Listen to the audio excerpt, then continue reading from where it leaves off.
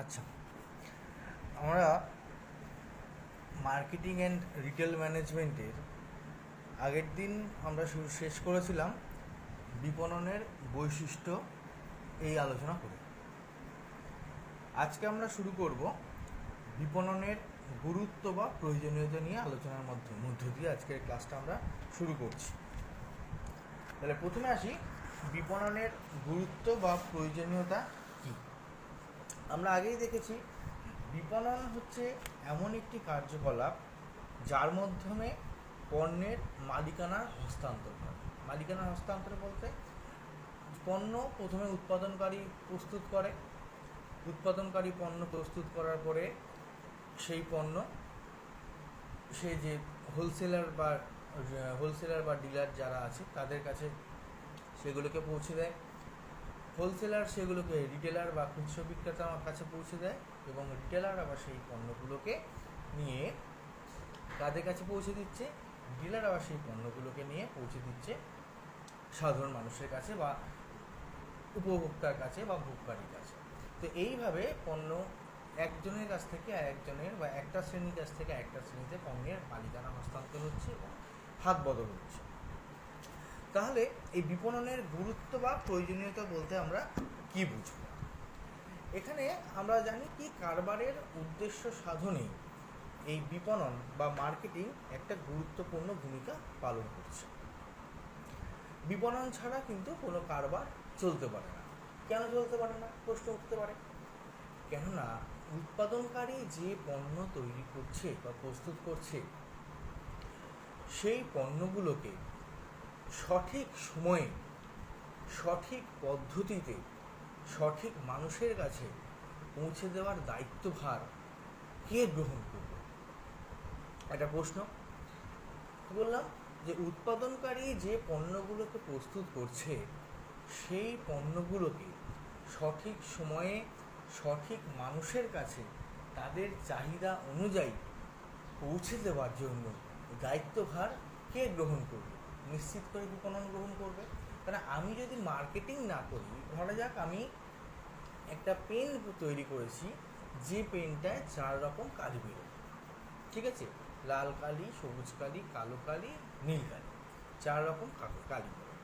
তাহলে আমি পেনটা তৈরি করে শুধু কি আমার স্টোরেই ওটাকে স্টক করে রেখে দেবো? না, পেনটা নিয়ে আমি কি করব? আমি পেনটা নিয়ে কি করতে পারি? আমি দোকানে দোকানে ঘুরতে পারি, আমি বাড়ি বাড়ি ঘুরতে পারি, আমি প্রত্যেকটা মানুষের কাছে পেনটা নিয়ে ঘুরতে পারি, ঠিক আছে। কেন না, আমি প্রথমে কি করব? পেনটার যে উপযোগিতা, যে একটা পেন কিনলেই আপনার 4টে পেন কেনার সমান, একটা পেন কিনলেই আপনার 4টে কাজ সম্পূর্ণ হবে, তা সেই যে কাজটা বা সেই পণ্যের যে সেই উপযোগিতা, সেই উপযোগিতাটা আগে আমাকে প্রত্যেকটা মানুষের কাছে পৌঁছে দিতে হবে। বোঝা গেল?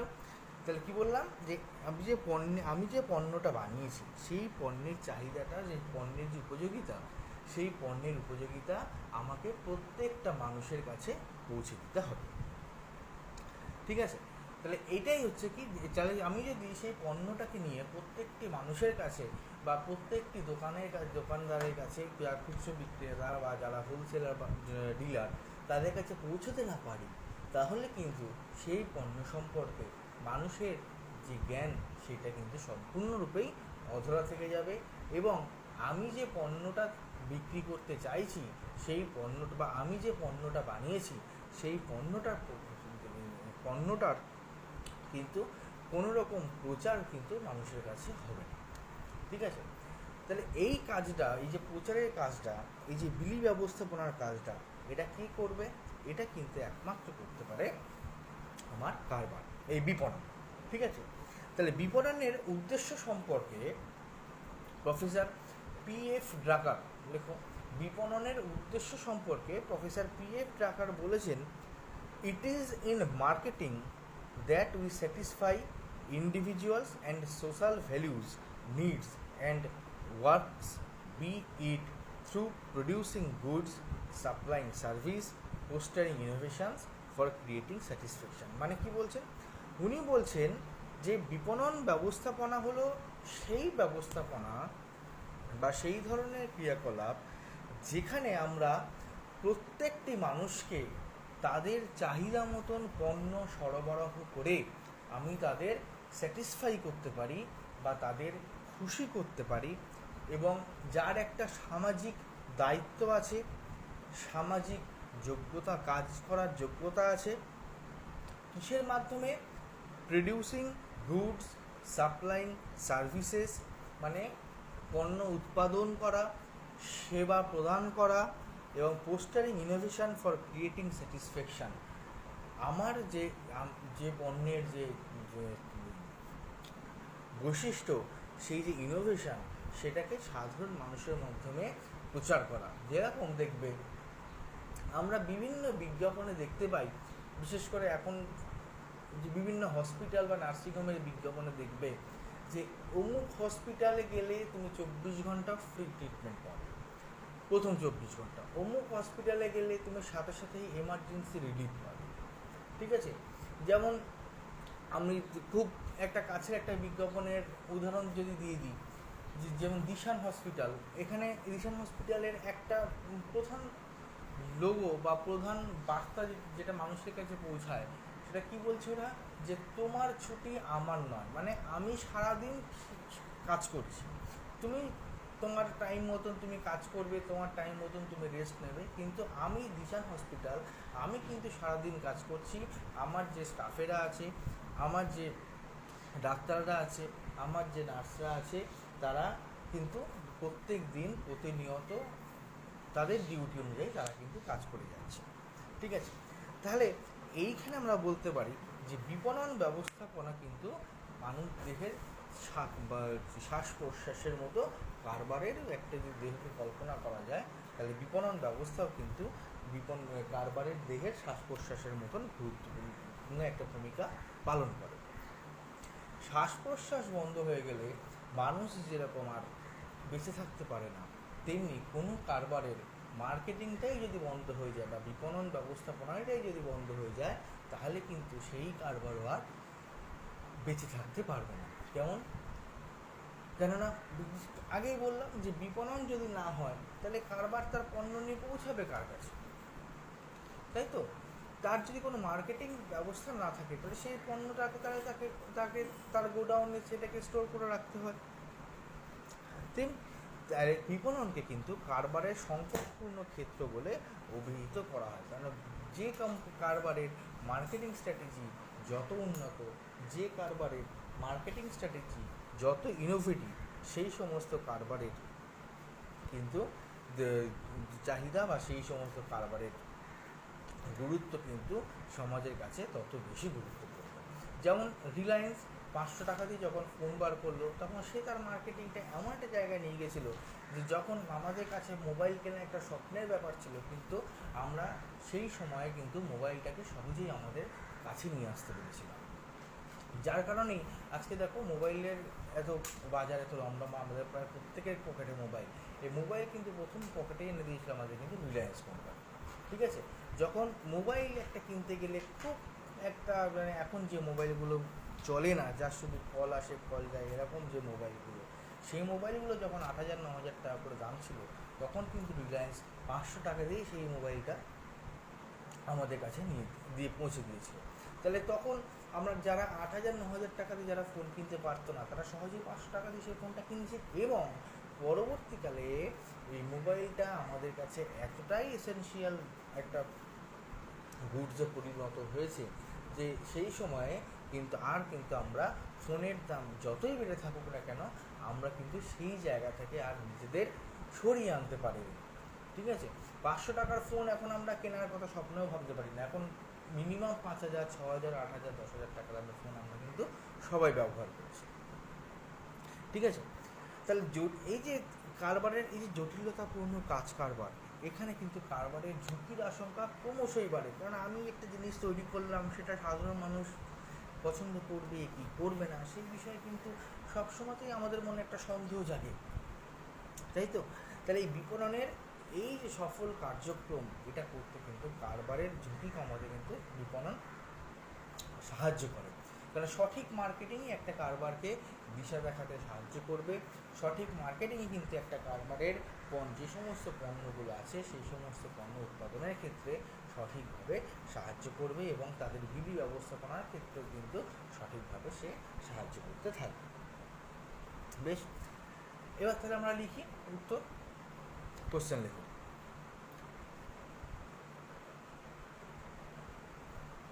বিপণনের গুরুত্ব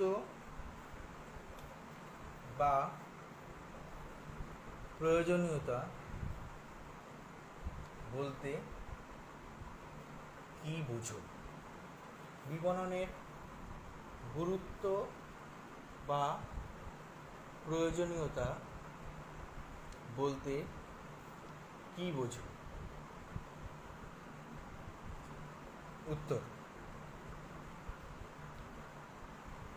বিপণনের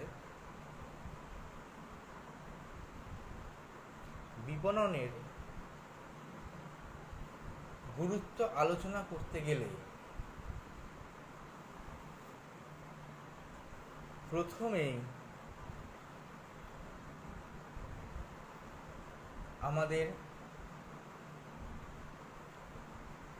আলোচনা করতে হবে বা বুঝতে হবে যে কারবারের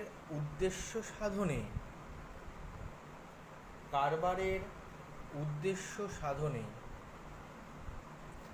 এই বিপণন একটি গুরুত্বপূর্ণ ভূমিকা পালন করে। বিপণন ছাড়া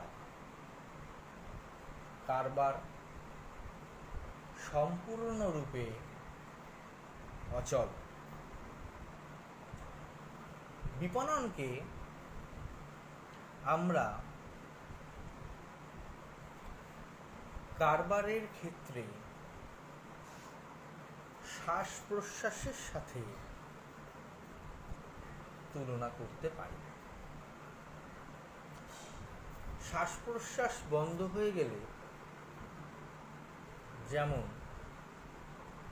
মানুষ মারা যায়, তেমনি বিপণনের কাজ ঠিকমতো না হলে কারবার নিশ্চল হয়ে পড়ে। বিপণনের গুরুত্ব ও প্রয়োজনীয়তা নিম্নে আলোচনা করা হলো। 1. পণ্য বা সেবার চাহিদা সৃষ্টি। পণ্য বা সেবার চাহিদা সৃষ্টি।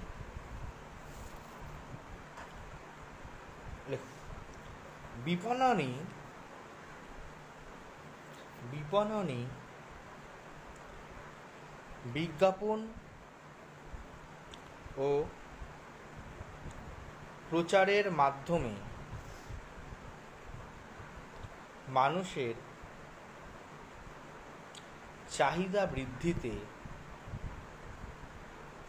উৎসাহিত করে। রিপিট: বিপণনী বিজ্ঞাপন ও প্রচারের মাধ্যমে মানুষের চাহিদা বৃদ্ধিতে উৎসাহিত করে। এটি ভোগকারীর চাহিদা, রুচি এবং পছন্দ অনুসারে পণ্য ও সেবা উৎপাদন করে ভোগকারীর আকাঙ্ক্ষা পূরণ করে। এটি ভোগকারীর চাহিদা, রুচি এবং পছন্দ অনুসারে পণ্য ও সেবা উৎপাদন করে ভোগকারীর আকাঙ্ক্ষা পূরণ করে। 2 নম্বর পয়েন্ট, চাহিদা ও যোগানের মধ্যে ভারসাম্য রক্ষা। চাহিদা ও যোগানের মধ্যে ভারসাম্য রক্ষা। বিপণন মানুষের চাহিদা সৃষ্টি ও বৃদ্ধি করতে সাহায্য করে। পণ্যের চাহিদা সৃষ্টি না হলে উৎপাদকের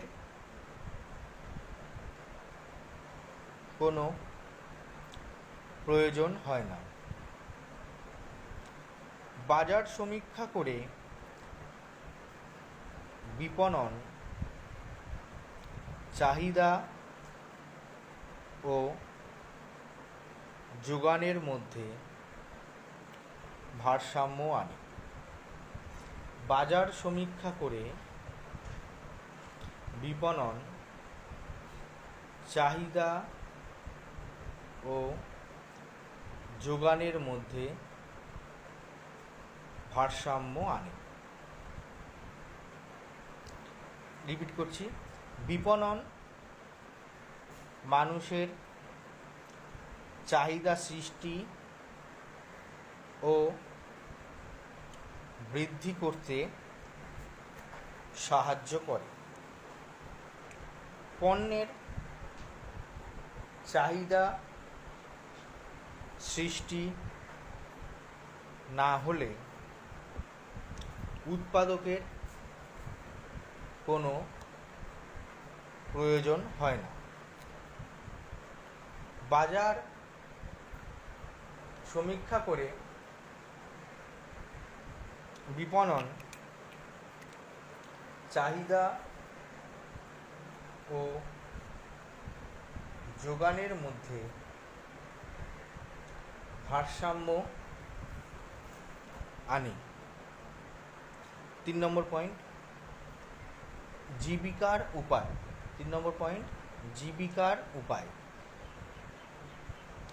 বিপণন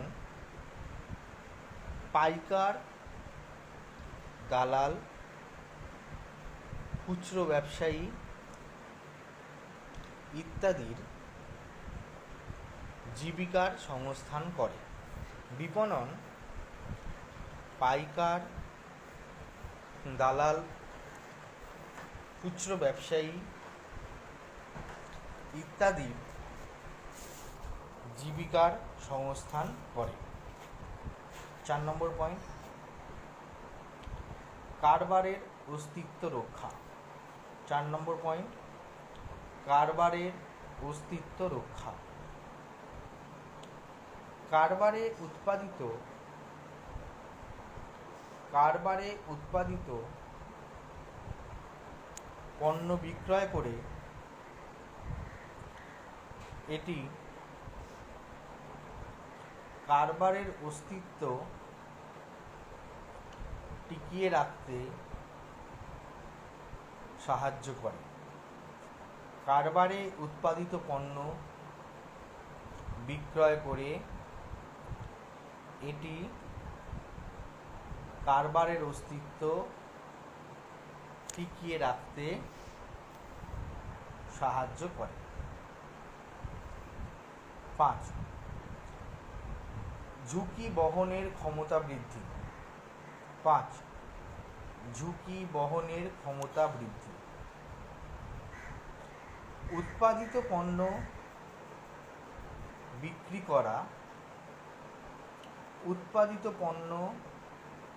বিক্রি করা কঠিন কাজ, তাই পণ্য উৎপাদন এক ঝুঁকির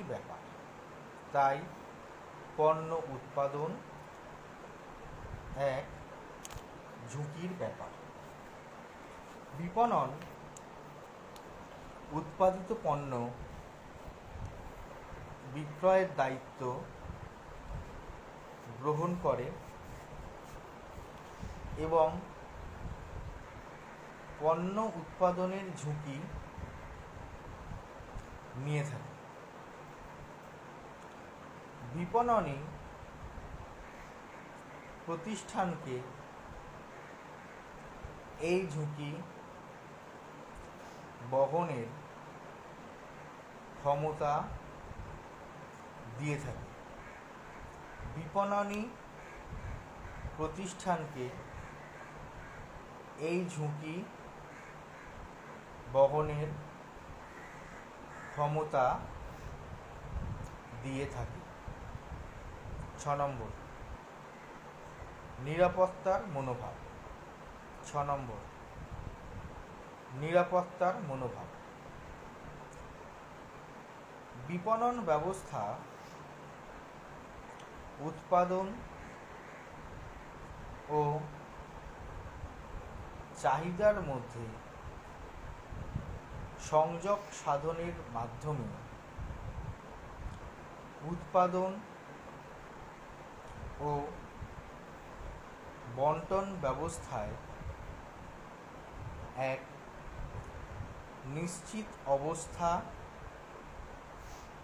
ও নিরাপত্তার মনোভাব সৃষ্টি করতে সাহায্য করে। ফলে পণ্যের আদান প্রদান সম্পর্কে ক্রেতা ও বিক্রেতা নিশ্চিত বোধ করে। বিপণন ব্যবস্থা উৎপাদন ও চাহিদার মধ্যে সংযোগ সাধন করে ও উৎপাদন ও বণ্টন ব্যবস্থায় এক নিশ্চিত অবস্থা ও নিরাপত্তার মনোভাব সৃষ্টি করতে সাহায্য করে। ফলে পণ্যের আদান প্রদান সম্পর্কে ক্রেতা ও বিক্রেতা নিশ্চিত বোধ করে। ফলে পণ্যের আদান প্রদান সম্পর্কে ক্রেতা ও বিক্রেতা নিশ্চিত বোধ করে। 7. জীবনযাত্রার মান উন্নয়ন। বিপণন উন্নত জীবনযাত্রার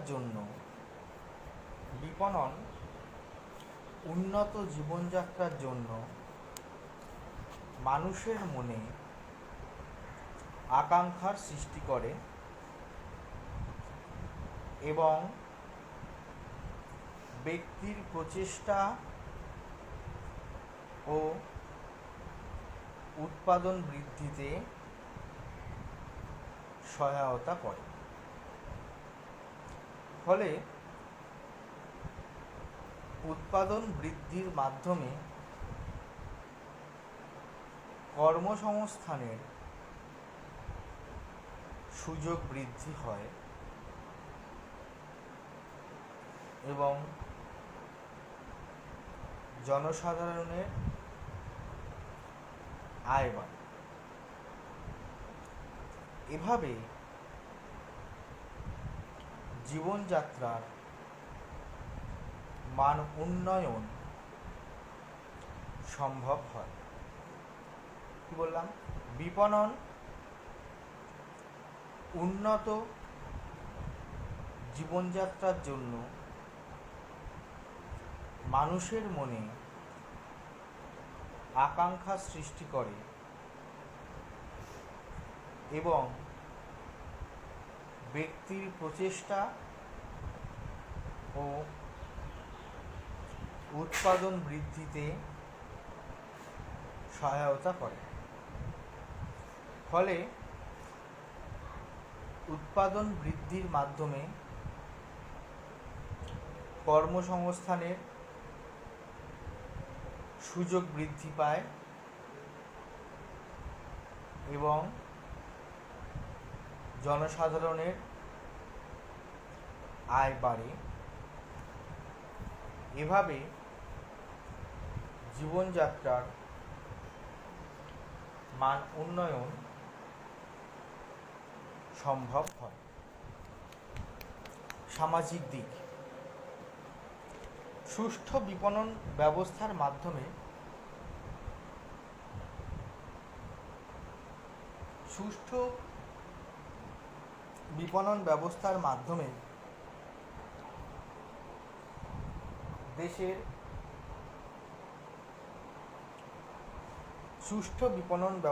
মাধ্যমে দেশের সমাজ ব্যবস্থা বিভিন্ন দিক থেকে উপকৃত হয়। যেমন গ্রামাঞ্চলের উন্নয়ন সম্ভব হয়, নতুন নতুন শহর গড়ে ওঠে এবং শিক্ষা ও সংস্কৃতির সম্প্রসারণ ঘটে। 9 নম্বর, দেশের আর্থিক উন্নয়ন। 9 নম্বর, দেশের আর্থিক উন্নয়ন। দেশের অধিকাংশ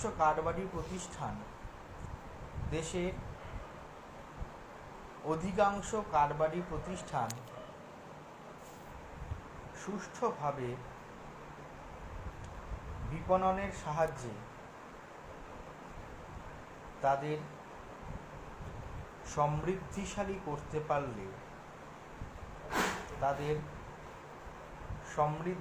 করতে পারলে দেশের সামগ্রিক উৎপাদন ও কর্মসংস্থান বাড়ে, জাতীয় ও মাথাপিছু আয় বৃদ্ধি পায় এবং মানুষের জীবনযাত্রার মান উন্নত হয়। সুতরাং সামগ্রিকভাবে দেশের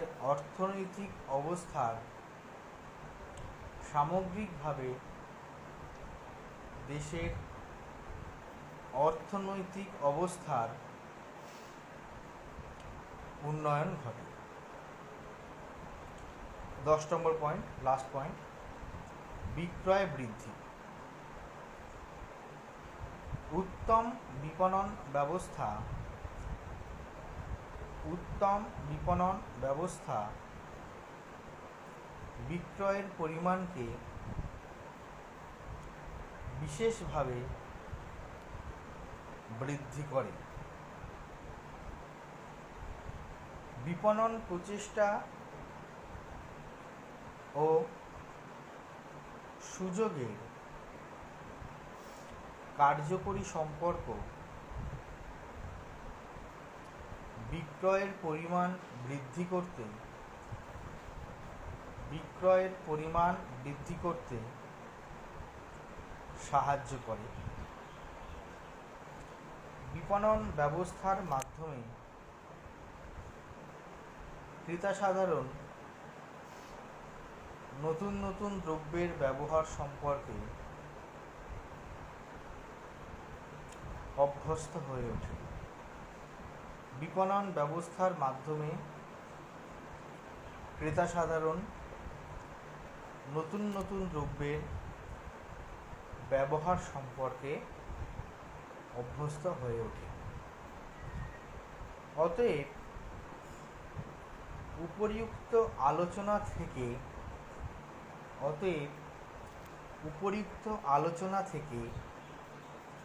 আমরা এই সিদ্ধান্তে আসতে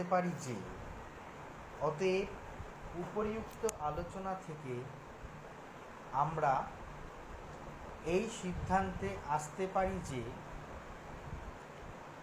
কারবারি ক্ষেত্রে তো বটেই দেশের সমাজ ও সমগ্র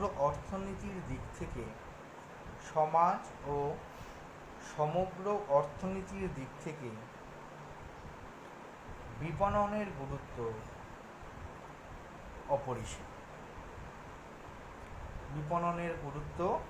অপরিসীম। ঠিক আছে, তাহলে বিপণনের গুরুত্ব এবং প্রয়োজনীয়তা নিয়ে আজকে আলোচনা করলাম। যে নোটটা বা কোশ্চেন অ্যান্সারটা লেখানো হলো সেটা ভালো করে লিখে নাও, পড়ে নাও, বুঝে নাও। ঠিক আছে, নেক্সট দিন আমরা শুরু করব বিক্রয় এবং বিপণনের মধ্যে কী পার্থক্য আছে। What is the difference between sales and marketing. ঠিক আছে, এইটা নিয়ে পরের ক্লাসে আমরা বিশদে আলোচনা করব। ঠিক আছে।